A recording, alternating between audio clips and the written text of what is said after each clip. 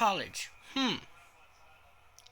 I never graduated from high school, so I don't know anything about college. But I'm doing a reaction video for you guys, and today it's called Four True College Horror Stories. So let's start with the first one. Here we go. With Audible, you can listen to best-selling audiobooks, and your first audiobook is free. Plus, you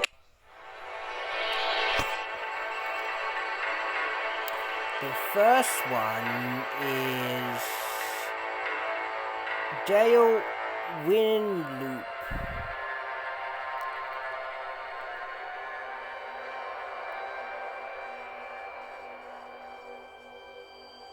It was my first year of university. I had just finished unpacking all of my stuff into my room, and my family had just left. Later on that same day, my roommate finally arrived, and right from the get-go, I knew this kid was the most socially inept person I'd ever met. I introduced myself as Dan, sticking out my arm for a handshake. He paused, looked down at my arm as if he didn't understand at first, then laughed and went, "Oh," and gave me an almost dead fish handshake. I had to ask him for his name since he didn't even tell me when we shook hands. He was Dale. I tried to make small talk, but he just answered my questions with yes or no's, occasionally awkwardly laughing or smiling. Within minutes, we were both just sitting on our beds, on our laptops, not talking to each other. I was upset and planned on requesting to be placed with a different roommate. Anyone would be better than Dale. I thought Dale was just a really awkward kid, but I soon learned he was much more than just that. I met some of the other kids on my floor, and they seemed cool, so that was good. I came back to my dorm after looking around campus the first night to find Dale still in the same position he was in when I left. I said, "What's up, Dale?" and he didn't answer. Not to my surprise. It was 9:30, I didn't have anything to do, so I turned out the lamp on my side of the room and went to bed. I didn't actually fall asleep anytime soon, though. Dale was on his laptop until 3 in the morning. When he finally closed his laptop, I fell asleep pretty quickly, but I woke up within the hour.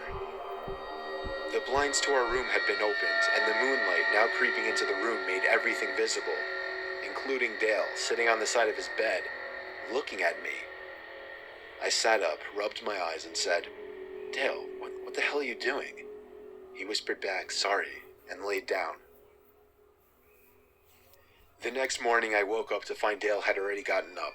I felt like it was the first time he left the room. It was a Saturday, the first Saturday of the year, meaning orientation and all the campus festivities. During the orientation, as my group was walking by the school gardens, I heard a couple of students ahead of me saying, "What is that kid doing in there?" I saw who they were talking about. It was Dale, literally sitting in the dirt behind a patch of bushes, rubbing the bark of a tree with his hand. The orientation leader didn't notice, otherwise I'm sure she would have said something. I just walked by not saying anything, eventually telling the two kids I overheard that he was my roommate as a way to start a conversation and maybe make some friends. They apologized for me. None of us really knew if it was appropriate to laugh or not, but we did. I made friends with those two kids, and we made plans to get together that night.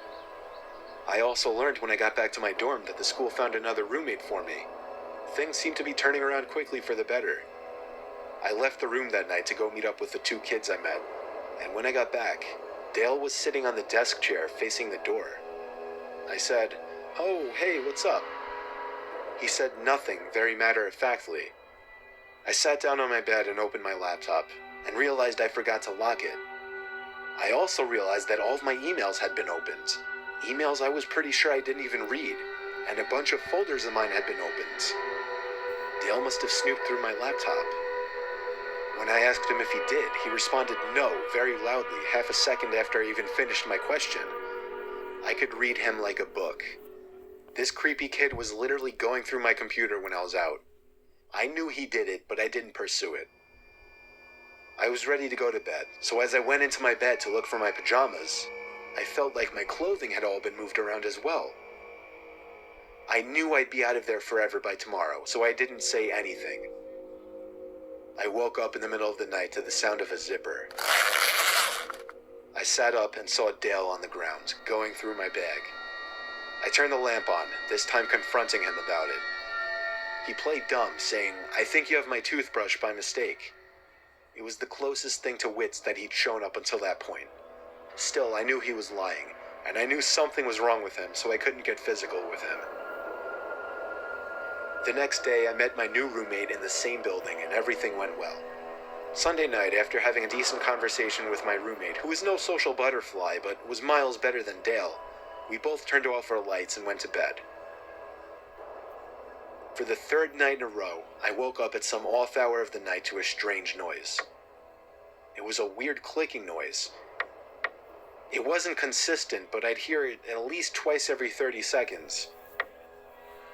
I got up, hoping to find something innocent, like a heavy bag putting pressure on a weak floorboard, or even a mouse. But as I scoped out the room, I realized the sound was actually coming from the other side of the door. The nightlight in the common area was always on, so when I looked through the peephole, I was able to see the scalp of the person standing on the other side of our door. They were looking down, so I couldn't see their face, but now that I was paying attention, I realized the tiny clicking noises were actually coming from the doorknob. I was sure the person was trying to unlock the door. I dialed the number for the campus police department, and they showed up in under 5 minutes to the common room, and only then did I feel it was safe to open the door. I found the officers to have Dale in cuffs. I had a feeling it was him. I told them everything, that he was my former roommate who was going through my stuff, so I switched dorms, only to find him trying to break into my new dorm. They took him away. I don't know what happened to him after that, but I never saw him again. He either got suspended for the semester or expelled. I got through the rest of my years at university like anybody else.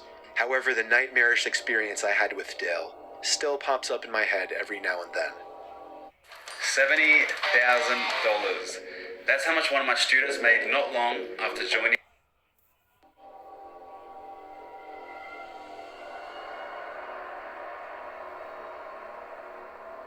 I went to Binghamton University for 2 years. I quickly made a big group of friends there, and we'd go out every weekend. One weekend on a Friday night in October, when my group didn't have any big plans together, me and 2 other close friends decided to hang out in the school nature preserve by the lake. There was this little clearing on the far side of the lake that was convenient for fires. Since it was so far from view of the school or campus security, kids would sometimes, but not often, come here to smoke pot, drink, and do basically all the other drugs. It was a relatively unknown spot on campus by most, and we liked that about it. Tonight we just brought a bunch of beers, lit a fire, and hung out, having what we referred to at the time as a bro chat. As the night progressed, time seemed to pass quicker as the alcohol began to take effect. Eventually it got to the point where we were all laughing so hard that one of my 2 friends was on the floor rolling in the leaves. That was when my other friend stopped laughing and went, "Shh." We all perked up and listened, and heard the crunching of leaves and branches in the distance. We threw our bottles in the lake since we were all under 21, and it wasn't unheard of for campus police to come through the woods on weekends to catch kids doing drugs. We tucked the rest of the beers into a backpack. I was moderately drunk, so my paranoia was higher than usual. That was probably the case for all of us. The fire exposed us to anyone passing through the woods. But the thing is, this spot was so unknown and far from campus that it was rare to find anybody else that deep into the woods. It sounded like just one person in the distance. The sound of a tree branch snapping not too far away freaked all of us out. None of us were really the confrontational ones from our group, so we were lacking that one person who would have the confidence to stand up and yell out to whoever was out there.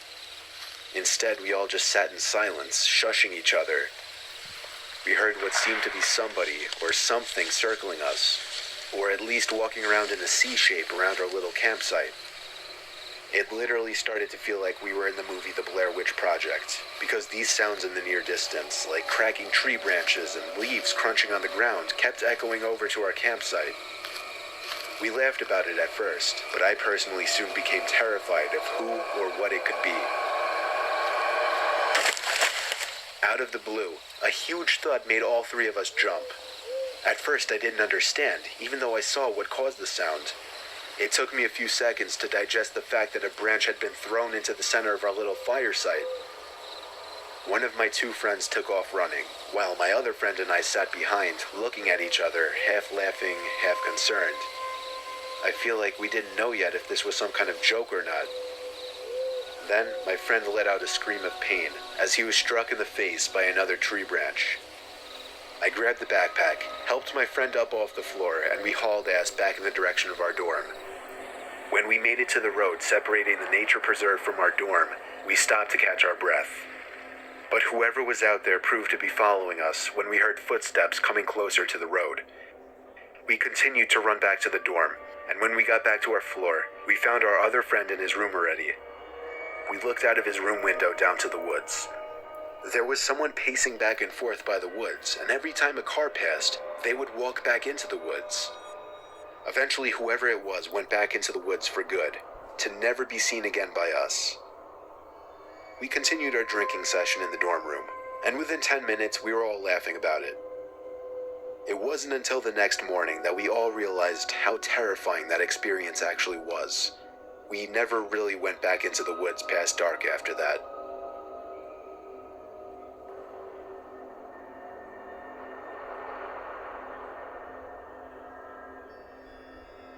This takes place during the first week of school, my freshman year at the University of Iowa.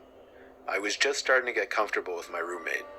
He was dedicated to the idea of rushing a fraternity, and rush week was starting the next week, but the parties were starting Thursday of the first week. My roommate didn't want to go alone because it would be harder to meet people that way, so he wanted me to go. I happily agreed to go with him. Even though I had no interest in rushing a fraternity, I still had intentions to go to parties. After all, I was attending a party school. My roommate wanted to go to one frat party on Thursday, and then parties at different frat houses on Friday and Saturday. On this Thursday night, we were headed to perhaps one of the lowest ranked frats. I'm pretty sure it was an underground one too. But his logic in attending was to have a backup frat in case the higher ones wouldn't give him a bid. The frat house was really far from campus in a much more slummy downtown area. We pulled up to a corner house, and if it weren't for the blasting music and cars parked everywhere, we would never picture this house as a frat house. It literally looked like they settled with the first house they found. We knocked on the door to immediately be greeted by some short, chubby guy in a white t-shirt holding a Solo cup. His shirt had sweat stains by his armpits and mid-belly area. He told us to come right in. The party itself was in a horribly dimly lit room with probably 50 guys bunched up into the living room. It was hot as hell in there to make it even worse. I think I saw maybe 2 girls at the entire party, neither of them even close to attractive. I gave the party a good 20 minutes, talking with one overweight foreigner after another, all giving off antisocial vibes. Eventually, I waved for my roommate to get ready to leave, but a huge group of guys by the door made us decide to wait a little longer to avoid the awkwardness of leaving early. I continued to drink the cheap beers they were serving. I think I downed 5 cups before I could even feel a buzz. A heavy guy approached me with a tiny bottle in his hand and handed it to me, smirking and saying, "That'll get you shit-faced." I fake laughed and thanked him, expecting him to go away, but he just watched me as if he were waiting for me to drink it. So, I did. It was maybe 2 shots worth of some kind of hard liquor. The guy then started making conversation with me, and every time I hinted that I was trying to get away, he would try to pull me further into this otherwise one-sided conversation. Things started to get really blurry pretty soon. I remember feeling dizzy all of a sudden, and the room seemed to be getting darker. That was the last thing I remember before waking up in a dark room, laying in a bed. I could hear the sound of music muffled behind closed doors, so I knew I was still in the frat house. It was a very dark room, however I could still make out certain furniture in the room, and a small closet door, not much else though. But even over the blaring music, I heard the sound of a plastic bag being crunched from the closet, as if somebody had stepped on it by mistake. I ran out of that room and down the stairs back to the overcrowded living room. I found my roommate and pushed him out the front door, past the group of guys still standing in a circle right next to it. During the car ride back to campus, I told my roommate I was drugged. He almost called the cops, but I said it would be foolish and pointless. My roommate then asked me an awkward question. Was I taken advantage of? I didn't feel any type of pain, and my clothes were all still on the same, so I assumed not. When I did a time check, I realized I'd only been out for maybe 10 minutes before waking up. Whatever the guy gave me must have been a dud or something, thank God. That was my college experience of attending an underground ghetto frat party, and it remains to be my scariest life experience.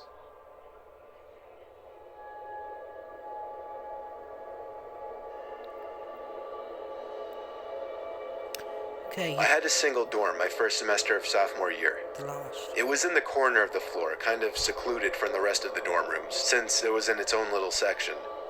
You had to turn a corner to even see the door. It was nice because I'd be able to still talk with friends on my floor, invite people over to my room, and still have privacy when it was time to do homework or go to sleep. A few weeks into the semester, while studying for a bio exam, the silence was interrupted by a noise. It took me a bit to realize it was a light tapping on the door. It was so light that I almost didn't even hear it. I yelled, "Come in," but the door didn't open, so I got up to open it. Nobody was there. I walked around the corner to look down the hall. Nobody. Somebody was obviously messing with me. I went back to my bed and continued studying, this time leaving the door open. Nobody came back. The next night, a few minutes after shutting the lamp in my bedroom to go to bed, the tapping on the door returned, only this time it was much louder, more of a knocking sound. I called out, "Who is it?" and again the knocking stopped and nobody answered. I got out of my bed quickly and opened the door to see my small private corridor was void of any people. Again, I ran the 10 feet from my door to the corner to look down the main hallway of the floor. Nobody. The next morning, I asked some of the other kids in the dorm if they had been messing with me. Everyone said no. The next night, I woke up after having been asleep for 3 hours. Someone was knocking on my door again, this time louder than ever. I had trouble deciding whether to open the door or not this time. With a bout of courage, I hopped up and opened the door. Nobody was there as I was expecting, but this time I full-on sprinted down the tiny corridor isolating my room, and when I turned the corner, I saw the back of somebody disappearing behind the far corner on the opposite side of the hallway. I ran as fast as I could down the hallway, and as I turned to the next hallway where I saw the person a few seconds earlier, I saw a door at the end of the hallway shutting. It wasn't a dorm room, it was a bathroom. I felt like I was ready to confront whoever this joker was, so I pushed open the bathroom door with force. The light was off. I turned it on expecting to see somebody hiding in there, but I didn't see anyone. My first instinct was to check the 2 bathroom stalls, which were both shut. I got on my hands and knees and looked under the 2 stalls. 2 heavy black boots could be seen from underneath one of the stall doors. I took a deep breath and pushed the stall open. I was confused. There were the boots sitting on the floor, but no person to wear them. And then I heard a creepy giggling noise.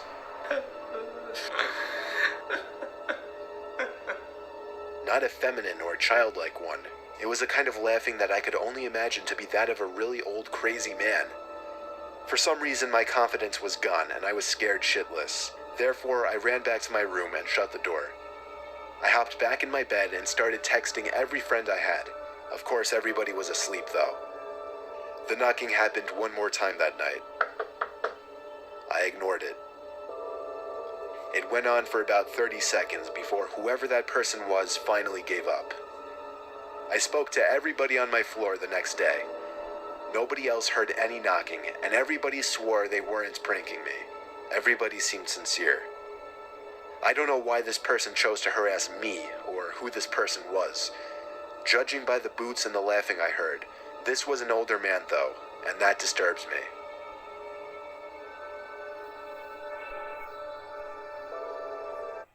Well, I guess I'm going to leave it here. Please don't forget to like and subscribe and turn that notification on, and I will see you guys in my next reaction video.